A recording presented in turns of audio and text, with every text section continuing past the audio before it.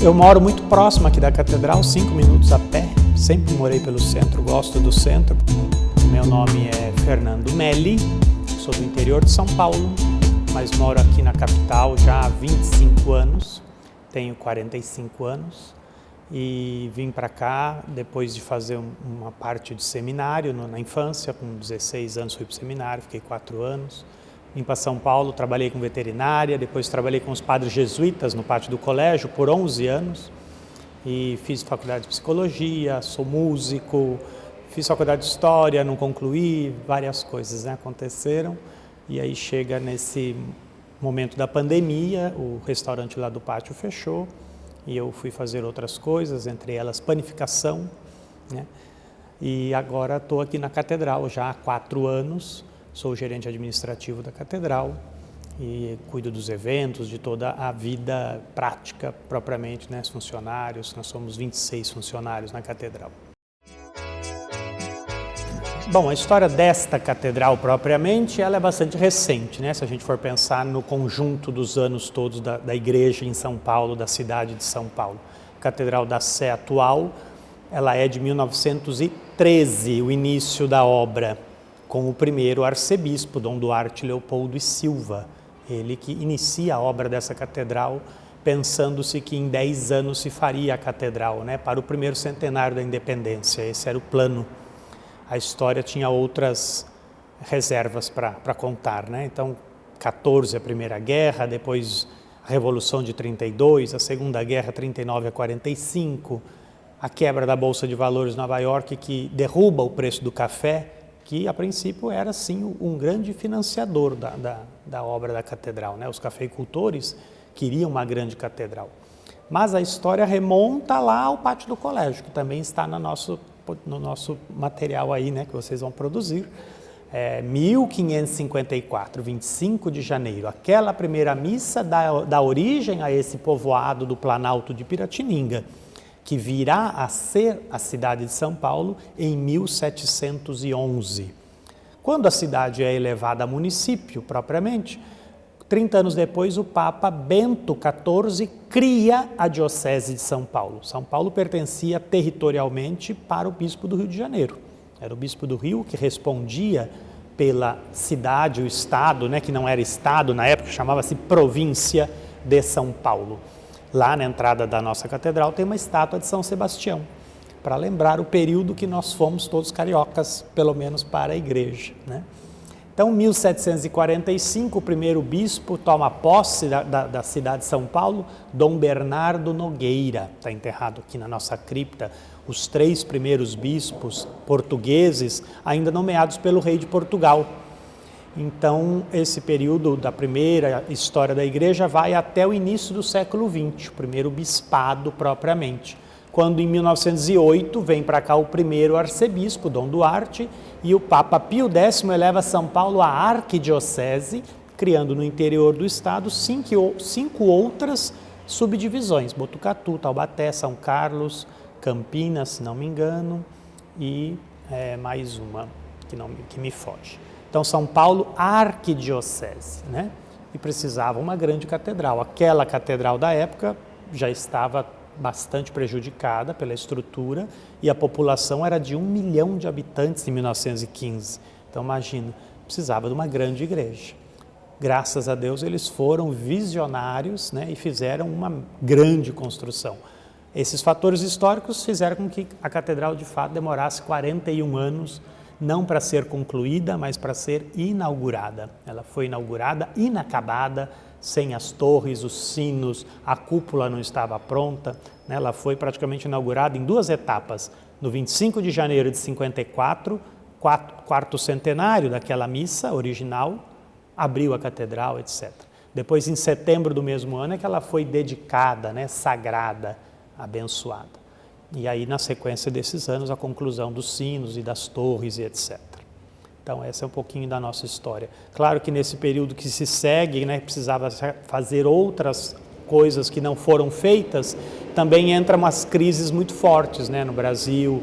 Logo depois, 10 anos depois, vem a ditadura. Então, a catedral ficou meio que sem acabar, de fato. Só no ano de 99 até 2002 é que foi fechada a catedral e foram levantadas na área externa, por exemplo, 13 torres que não estavam feitas e era do projeto original.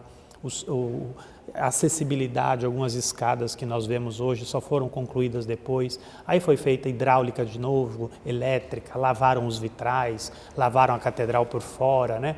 Um grande projeto que já vai 25 anos desse projeto e já estamos precisando de novo de manutenção. Um prédio deste tamanho, são quase 6 mil metros quadrados de construção, você precisa uma manutenção permanente, né? O poder público, as pessoas no poder público não ajudam? Não ajudam e nem deveriam, porque não é do poder público, a catedral é particular, as pessoas acham que é do Estado ou é da prefeitura, né? A igreja pertence à igreja mesma. Então são os fiéis e, claro, a iniciativa privada, pessoas que querem doar, né, por iniciativa de lei, Rouanet, etc. Mas não é o poder público que mantém e nem deveria ser assim. A catedral é mais ou menos onde é hoje a Rua Direita, ali perto da Caixa Cultural. Ali era o Largo da Sé, tinha outras igrejas ali. Então aquela igreja foi demolida, na época não se pensava nessa conservação, né, mesmo porque precisava liberar o terreno para poder dar espaço a essa nova configuração que hoje nós vemos da praça, né? Ela veio para a região mais alta da praça, né? Aqui há um declive, é só ver o fundo da catedral é plano e a escadaria que nós temos, então ela está num terreno declinado, né? Bom, o arquiteto da catedral chama-se Maximilian Hell. Ele era alemão, né? Radicado no Brasil e com certeza, como um bom alemão, ele se inspirou para essa catedral em Colônia. Né? Se você visualiza a Catedral de Colônia, duas torres pontiagudas, muito diferente do gótico francês, que são torres quadradas e etc. Né? Nasce o gótico em Colônia, né? Pensando assim. Então ele já pensa nesse modelo e coloca um elemento absolutamente atípico, uma cúpula. O que é a cúpula? Ela não tem no gótico, o gótico não tem cúpula, o gótico tem pináculos, pontes, torres, né? Arcos botantes, arcos contrafortes e tudo. Então essa cúpula que está aí, ela já denuncia que não é um elemento gótico, não é uma cópia de uma catedral gótica. Aliás, é curioso, se olharmos dentro da catedral, os elementos de decoração, as cores que optaram para o altar principal, o verde e amarelo, tudo isso tem um significado, né? O que aconteceu durante a construção da catedral, que aliás era do ladinho aqui da catedral, num extinto palácio chamado Palacete Santa Helena, que não existe mais, foi demolido para a construção do metrô da Sé. Aqui eram os estúdios da Anita Malfatti, do Povo, da Semana de Arte Moderna. E eles fizeram fortes críticas à construção da catedral. A Semana de Arte Moderna é a quebra da referência europeia na música, na dança, na literatura, na arquitetura. Também virá, mas eles não sabiam o que ia ser arquitetura moderna, né, lá em 22. Mas isto aqui, quando eles viam subindo essas paredes, eles viam que era um gótico. Era uma leitura, seja lá qual for, de um gótico. E não gostaram muito e criticaram. Bom, Dom Duarte não deu muito ouvido, né, como era característico da época, ele era o arcebispo total. E nós vamos fazer o gótico, porque o gótico consagrou a fé dos povos cristãos por mais de 800 anos. E é isso que nós queremos para a nossa catedral, ponto. Mas os artistas precisam responder essas indagações, essas críticas, né? Então, de que forma? Eles esculpiram em todos os capitéis da catedral, até aqui dentro a gente consegue ver, né? Cacau, café, trigo, maracujá, manga, banana da terra, girassóis, tatu, tucano, garça, javali, do lado de fora tem sapo, tem águia, tem morcego, tem peixe, tem macaco, né? Então tudo esculpido. Semana passada fiz um passeio com o bispo de Bauru, Dom Rubens, ele veio num evento nosso do brunch, aí ele lá em cima, naquelas alturas, nós estamos quase a 30 metros do chão, aí eu apontei e falei, olha lá, Dom, ele, que coisa mais bonita, né? E não foi feito para ninguém ver, porque lá de baixo ninguém nunca vai desconfiar, se a pessoa ninguém te apontar, e eles não ligavam para que estava num lugar que ninguém visse. Ela está lá para louvar a Deus. É bonito, nós vamos fazer, basta. Tá certo? Não é fazer porque onde que vai ser melhor para ver. Não era a preocupação deles. Eles faziam porque estava no projeto, era bonito e acabou. Bastava isso. tudo em pedra. Essa pedra toda que a gente vê revestindo veio de Ribeirão Pires e uma parte lá de Itaquera, né, onde é o estádio do Corinthians, e fora as pedras nobres, né, que a gente tem malaquita, mármore de Carrara, mármore de Siena, pórfiro do Egito, mármore de Porta Santa, que é aquele mármore rosa que reveste os 2 altares laterais. Então a catedral foi pensada com uma linguagem brasileira, né, mas nobre ao mesmo tempo, porque para Deus, né, é isso, locus iste ad eo factus est, esse lugar é sagrado, feito para Deus. Então é muito bonito essa mentalidade do durável, numa sociedade que nem a nossa, que é feita para acabar, quanto mais rápido acaba, mais rápido eu compro outro, né? A mentalidade do micro-ondas, em 1 minuto está quente, em 30 segundos está frio. Isto aqui é feito para as gerações, tá certo? Eu quando faço o meu passeio, quando eu acabo guiando um grupo, eu sempre digo isso, a nós que não fizemos essa catedral e não faríamos por dinheiro nenhum, porque não é só o dinheiro que precisa para fazer, né? Precisa de uma sociedade, de uma mentalidade, né, que não existe mais, que é a do tempo, a da perfeição, a do cuidado, né? Notre Dame foi restaurada agora, está um escândalo, custou 700 milhões de euros, 4,5 bilhões de reais seria. Eu suspeito dizer que nem dinheiro algum nós faríamos. Quem que vai esculpir? Eles vão imprimir impressora 3D, tá certo? Não tem mais o artesão, não tem mais o marceneiro, não tem mais a pessoa que está ali dedicada àquilo, tá certo? Então é outro tempo, apesar de ser tão próximo, 70 anos da catedral, parece que tudo se desapareceu. Se eu precisar uma manutenção, uma coisa específica, é uma raridade. Os próprios sinos, a gente tem 1 ou 2 empresas que dão manutenção nos sinos, é muito difícil de achar certas mãos de obra hoje em dia. Então, esse é o contexto geral assim, da construção. A última coisa sobre o Maximilian, ele morreu com 57 anos de idade, tinha diabetes e não tinha insulina na época. Então ele não viu nem a cripta da Sé pronta. A cripta ficou pronta em 19. Dele, aqui em São Paulo, é a Igreja da Consolação, a Capela do Hospital Santa Catarina, também é do Maximilian, a Catedral de Santos também é dele. Então você derruba um palacete, que aqui seria tipo uma casa de Francisca, mais ou menos isso que tinha aqui do lado, era imenso. E o centro caiu em desgraça, tinha sala de cinema, tinha um salão egípcio para 1.000 pessoas, era um negócio, assim, as fotos que a gente vê. Demolido porque foi construído para fazer o metrô. Isso é democracia, né? Começa aqui com Dom Paulo, com certeza. A catedral foi o palco, né, das diretas e tudo o que aconteceu aqui. O Herzog, que esse ano são 50 anos da missa do Herzog, daquele ato, né, ecumênico para o Vladimir Herzog. Então, acho que desde que começa essa tomada de consciência, a catedral tem um protagonismo aí, né? Ela é o símbolo, né, da resistência, como diz o padre Júlio, é o símbolo da resistência. Quando chega aqui o grande Dom Paulo Evaristo Arnes, né, que dispensa apresentações, mas nós precisamos apresentá-lo, que foi um bispo franciscano, né, um homem gigante, não de altura, né, ele era baixinho, mas era um trovão na sociedade paulista, né, um homem formado pela Sorbonne, falava 10 línguas. Então ele pega o período do regime militar, né, e em algum momento a coisa foi apertando, e Dom Paulo ali resistindo bravamente, né, com as pessoas. Teve um ato importante que nós vamos celebrar agora, 50 anos da morte do Vladimir Herzog, né? Morte não, assassinato do Vladimir Herzog. Então o que aconteceu? Aquele ato ecumênico, aquele encontro, né, com aqueles pastores, rabinos da época, ele repercutiu, não podia, né, fazer reuniões, não podia esse tipo de aglomeração sem autorização, né? Os textos, inclusive, dizem assim, eles faziam as reuniões, os encontros, deixavam os fundos da igreja abertos, as Brasília e os Fusca tudo parado, se o pau fechar, pode falar assim, né? Se o pau fechasse lá, eles corriam para fora e fugiam pelos fundos, né?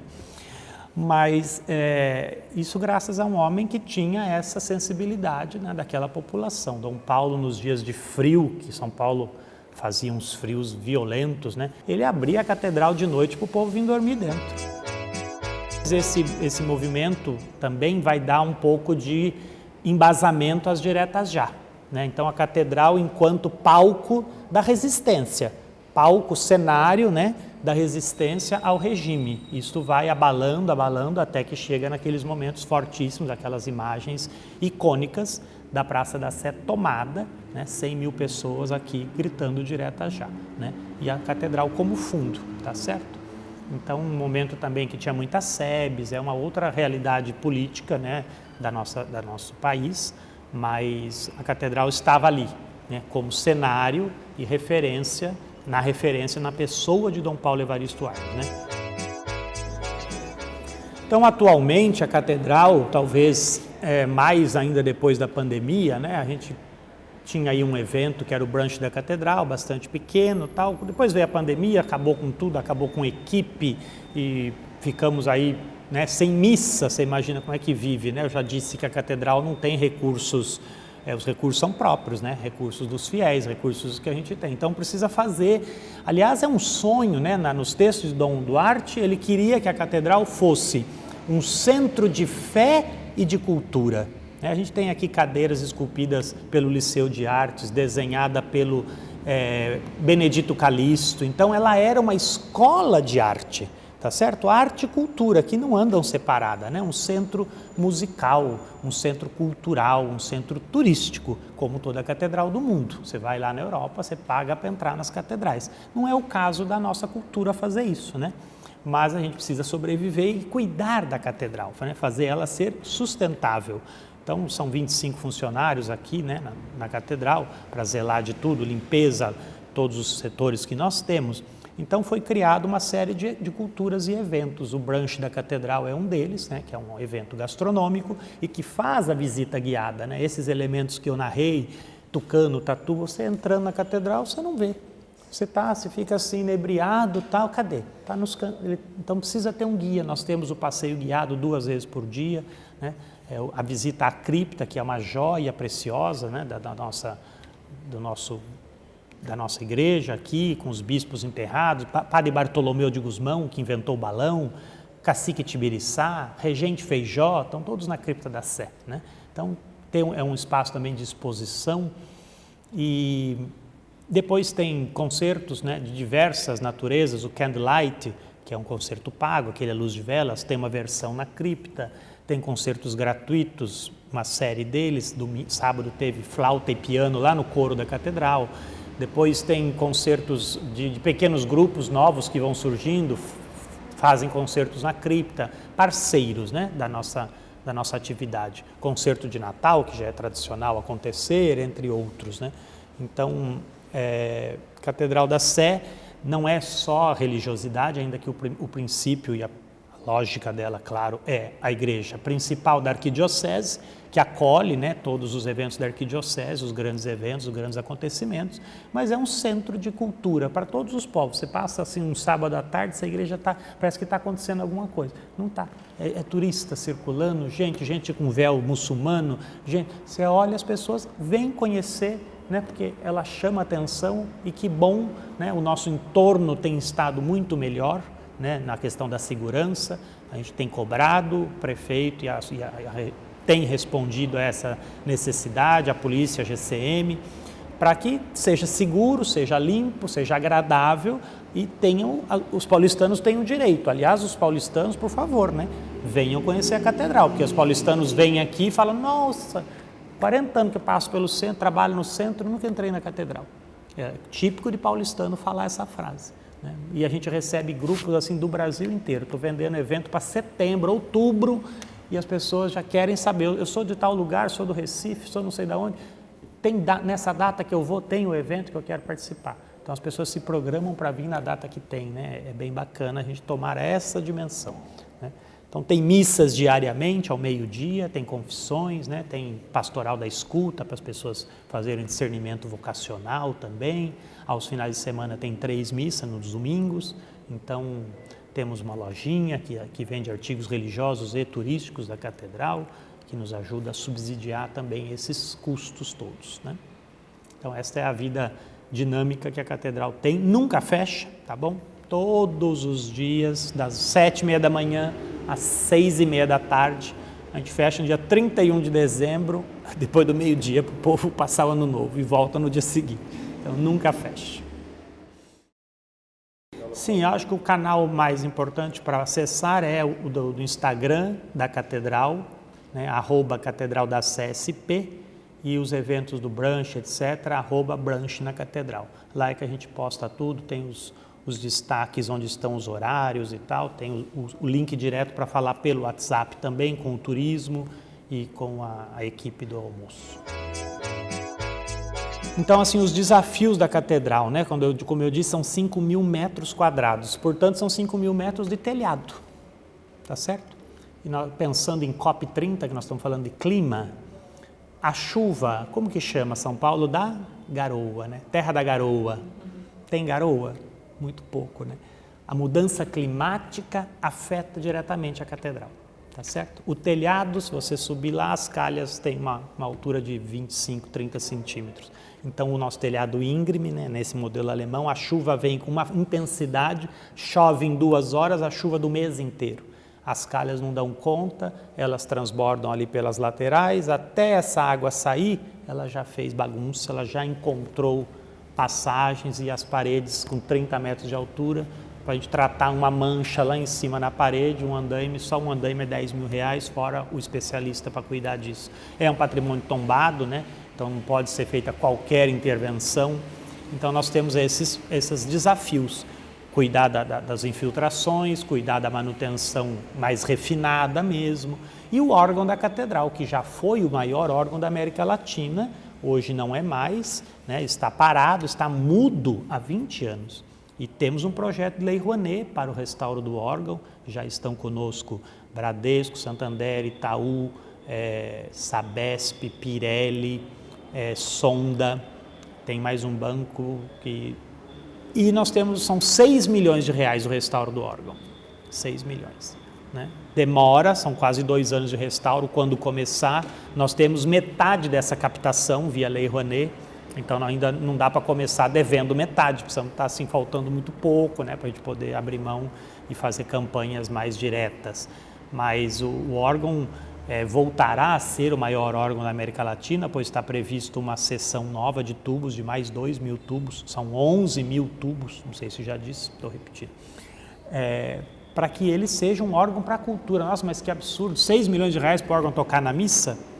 Ainda que fosse para tocar na missa, Deus merecia e já valia a pena.